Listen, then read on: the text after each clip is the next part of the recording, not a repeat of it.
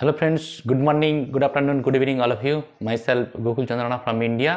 তো আজকে আমরা এই ভিডিওটিতে কয়েকটা ইম্পর্টেন্ট পয়েন্ট নিয়ে আপনাদের সঙ্গে ডিসকাস করব। তো আপনারা শেষ পর্যন্ত থাকবেন, তো দারুণ কিছু পয়েন্ট নিয়ে আপনাদের সঙ্গে শেয়ার করব। তার আগে বলবো যারা ভিডিওটি নতুন দেখছেন চ্যানেলটিকে সাবস্ক্রাইব করে নেবেন, লাইক শেয়ার কমেন্ট করবেন এবং পাশের বেল আইকনটিকে অন করে দেবেন যাতে নতুন নতুন কোনো ভিডিও চ্যানেলে পোস্ট করলে সহজে নোটিফিকেশানটা পেয়ে যান। তো চলে আসি যে আজকে ফার্স্ট পয়েন্ট অ্যাবাউট ভেরিফিকেশান, অর্থাৎ email verification, alternate email verification এবং ওমেল ভেরিফিকেশান।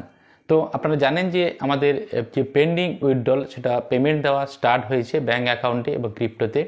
তো সেই যে পেমেন্টটা ব্যাঙ্ক অ্যাকাউন্টে আসবে তার জন্য আমাদের মার্চেন্ট থেকে একটা মেল আসছে, সেই মেলে ভেরিফিকেশানটা আমাদের করে নিতে হচ্ছে। যারা ভেরিফিকেশান করবেন তাদের ব্যাঙ্ক অ্যাকাউন্টে কিন্তু ওই অ্যাপেলটা বা ডলারটা চলে আসবে।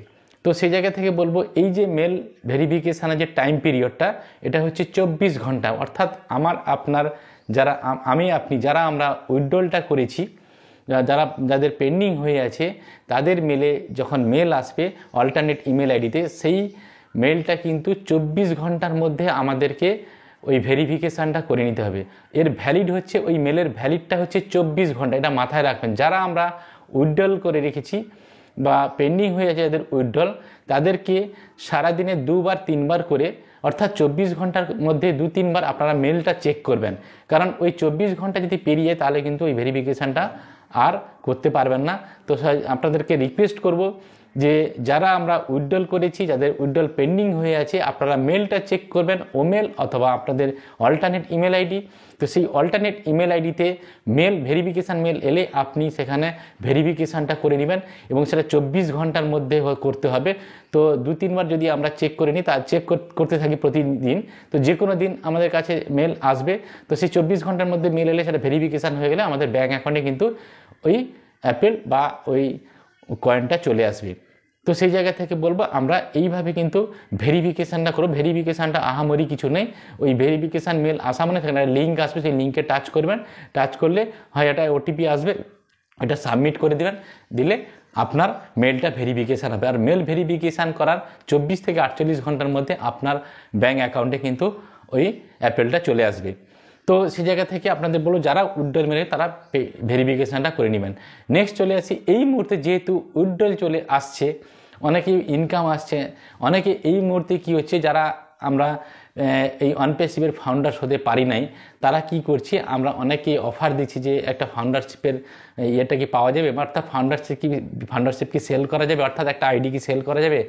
এই জায়গায় এটা মাথায় রাখবেন যে আমাদের কোনোভাবে এই ফাউন্ডারশিপটা সেল করা যাবে না, এটা স্যার কর্পোরেট ওয়েবিনারে বলে দিয়েছেন। যিনি সেল করবেন আর যিনি নেবেন দুজনের, যিনি সেল করছেন আর যিনি এটাকে বাই করছেন, দুজনের কিন্তু আইডি টার্মিনেট হবে, এটা মাথায় রাখুন। কোনোভাবে সেল করা যাবে না। আপনার রিলেটিভ বা আত্মীয় পরিজনকে যদি আপনি কাউকে যদি এই ফাউন্ডারশিপটা দিতে চান, গিফট করতে পারেন। সেটা গিফট করতে হলে কি হয়, আপনাকে সাপোর্টে মেল করে গিফটটা করতে হবে, আদারওয়াইজ কিন্তু আপনি গিফট করতে পারবেন না। কোনো পয়সার বিনিময়ে আপনি কিন্তু টাকার বিনিময়ে সেল করতে পারবেন না। সেল করতে হলে কোম্পানিকে সেল করতে হবে, অনপেসিভের সিস্টেমকে সেল করতে হবে।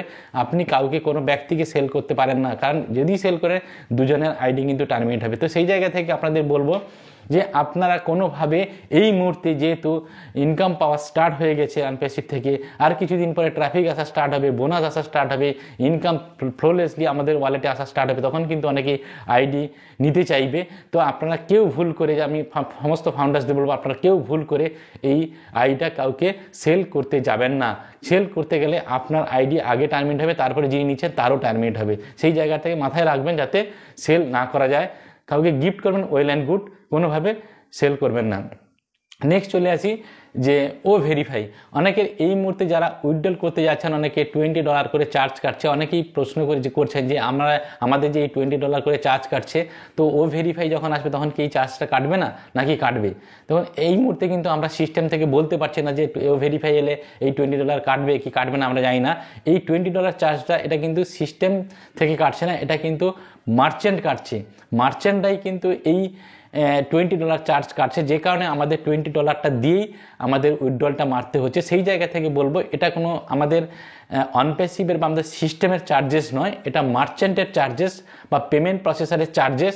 তো সেই চার্জেসটা আমাদের দিতে হবে, সেটা ও ভেরিফাই হলে এই চার্জেস থাকবে কি থাকবে না আমরা জানি না। যদি মার্চেন্টের থ্রু দিয়ে মানে উইথড্রল হয় তাহলে অবশ্যই থাকবে, আর যদি সিস্টেমের বা আমাদের কোম্পানির নিজস্ব পেমেন্ট গেটও স্টার্ট হয়ে যায় তাহলে আশা করি থাকবে না। তো যাই হোক, সেটা যখন সিস্টেম আসবে তখনই আমরা বুঝতে পারবো, জানতে পারবো যে ও ভেরিফাই যখন আসবে তখনই বুঝতে পারবো যে আমাদের $20 এক্সট্রা চার্জেস দিতে হচ্ছে না দিতে হচ্ছে না। নেক্সট হচ্ছে টিকিট রেজ। টিকিট রেজ এই মুহূর্তে আমরা ব্রাউজারের মাধ্যমে যখন অনপ্যাসিভের মধ্যে ঢুকছি বা আমাদের ইকোসিস্টেমের মধ্যে ঢুকছি তখন কিন্তু টিকিট রেজের অপশানটা অনেকে টিকিট রেজ করতে পারছি না, সমস্যা হচ্ছে। কিন্তু এই মুহূর্তে আমাদের ইকোসিস্টেমের অ্যাপ্লিকেশানটা এই যে আপডেট ভার্সানটা চলে আসছে, মানে একদিন দুদিন অন্তর আমাদের আপডেট অপশান আসছে, আমরা আপডেট করে দিচ্ছি। আপডেট করে দেওয়ার ফলে অনেক কিছু ইকোসিস্টেমের মধ্যে ইন্টিগ্রেট হচ্ছে বা অনেক কিছু কাজ কিন্তু আমরা ইকোসিস্টেমের অ্যাপ্লিকেশানের মাধ্যমে করতে পারছি। যে টিকিট রেজের অপশান, আমরা টিকিট রেজটা কোন জায়গা থেকে করব? দেখুন, আমরা যখন ইকোসিস্টেম খুঁজি তখন মোবাইলের ক্ষেত্রে বাম দিকে 3টা ডট আছে, তো 3টা দাগ আছে, 3টা দাগে টাচ করলে দেখবেন নিচের দিকে দেখবেন আমাদের রোবটের যে একটা পিকচার আছে, অর্থাৎ চ্যাটিংয়ের মানে চ্যাটবোটের যে একটা পিকচার থাকে সেই পিকচারের মধ্যে টাচ করবেন। সেখানে টাচ করলে দেখবেন টিকিট রেজের অপশান আছে, ক্রিয়েট এ টিকিট।